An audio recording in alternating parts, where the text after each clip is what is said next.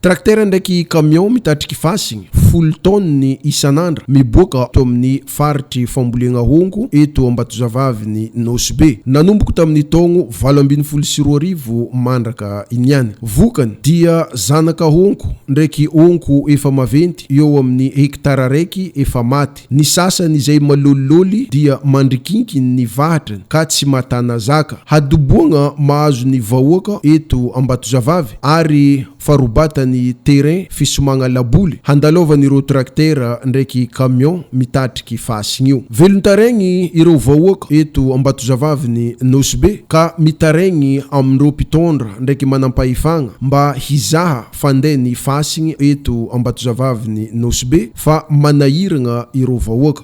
Mijoro eto moa zay zanaka Ambatozavavy mahita le olona fanimbana le tontolo iainana surtout le fakana le fasigny zay ataon'ny mpandrara karany miaraka amin'ny tsikombakomba aminazy amin'ny fakana le fasigny aminay eto kebo mangataka zay amin'ny fitondram-panjakana mbo andreandraikitry amin'ny mba isakana zay zavatra fanimbana zay tsy mety le honko jiaby tapatapaka sady simba aty aminay Ambatozavavy.